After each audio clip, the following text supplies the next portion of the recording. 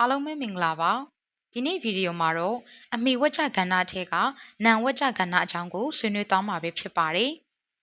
အမိဝကြကဏ္ဍထဲမှာခေါင်းစဉ်၃မျိုးရှိပါတယ်ဒါကတော့နံဝကြကဏ္ဍ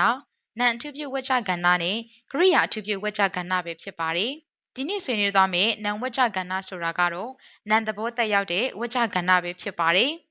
ဝကြရိုးထဲမှာပါဝင်နေတဲ့ဝကြရိုးတွေကိုဂိုက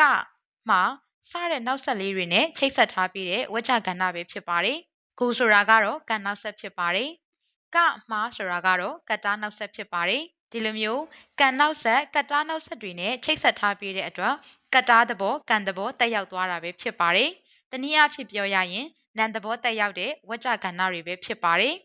။ဒါဆိုရင်တော့ပို့ပြီးနားလည်သွားအောင်တာရကတွေနဲ့ကြည့်ပါမယ်။ပထမတာရက1မှာ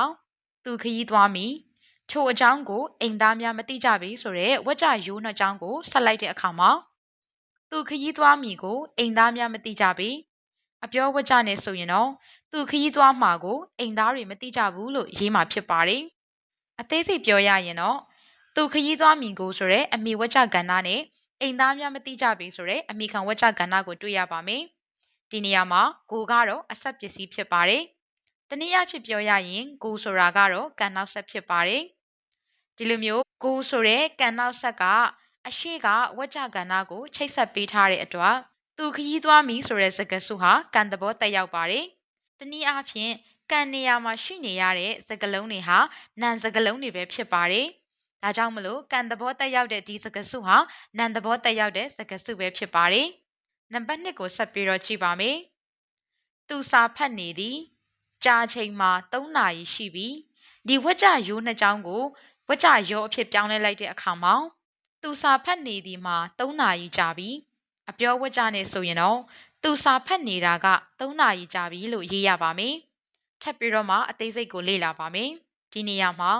သူစာဖတ်နေသည်မှာဆိုတဲ့အမိဝကြကဏ္ဍနဲ့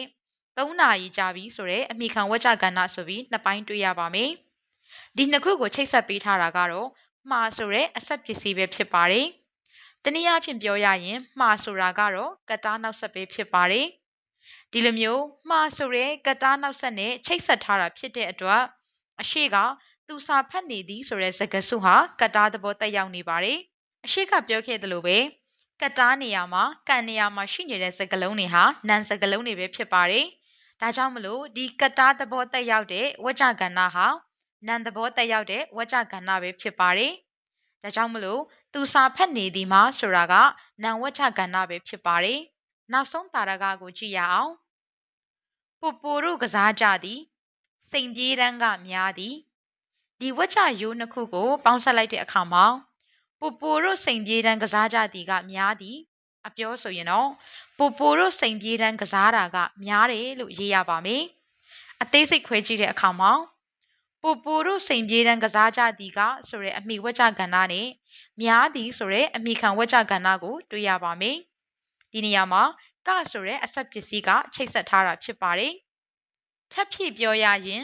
ကဆိုတာကကတ္တာနောက်ဆက်ပဲဖြစ်ပါတယ်။ကဆိုတဲ့ကတ္တာနောက်ဆက်နဲ့ချိတ်ဆက်ထားတဲ့ပူပူတို့စိန်ပြေးတန်းကစားကြသည်ဆိုတဲ့စကားစုဟာကတ္တာသဘောတက်ရောက်နေပါတယ်။အရှိကပြောခဲ့သလိုပဲကတ္တာနေရာကံနေရာမှာရှိတဲ့စကားလုံးတွေဟာနံပဲဖြစ်ရပါတယ်။ဒါကြောင့်ကတ္တာသဘောတက်ရောက်နေတဲ့ဒီစကားစုဟာနံသဘောတက်ရောက်နေပါတယ်။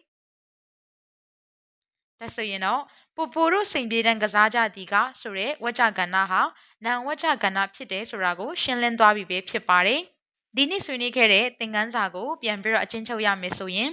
နံဝကြကဏ္ဍဆိုတာကနံသဘောတက်ရောက်တဲ့ဝကြကဏ္ဍပဲဖြစ်ပါတယ်။ဝကြရိုးထဲမှာပါဝင်တဲ့ဝကြရိုးတွေကိုဂိုကမှာဆိုတဲ့ကံနောက်ဆက်ကတ္တာနောက်ဆက်တွေနဲ့ချိတ်ဆက်ထားတဲ့အတွက်ကတ္တာသဘောကံသဘောတက်ရောက်သွားပါတယ်ကတ္တာကံစတဲ့နေရာတွေမှာနံစကလုံးတွေပဲရှိနေတာဖြစ်တဲ့အတွက်အခုနကတ္တာသဘောကံသဘောတက်ရောက်နေတဲ့ဝကြကဏ္ဍတွေဟာနံသဘောတက်ရောက်သွားပါတယ်ဒါကြောင့်အဲ့ဒီဝကြကဏ္ဍတွေကိုနံဝကြကဏ္ဍတွေလို့ခေါ်ပါတယ်နောက်ဗီဒီယိုမှာတော့အမိဝကြကဏ္ဍထဲကဒုတိယခေါင်းစဉ်ဖြစ်တဲ့နံအထူးပြုဝကြကဏ္ဍအကြောင်းကိုဆက်ပြီးဆွေးနွေးသွားပါမယ်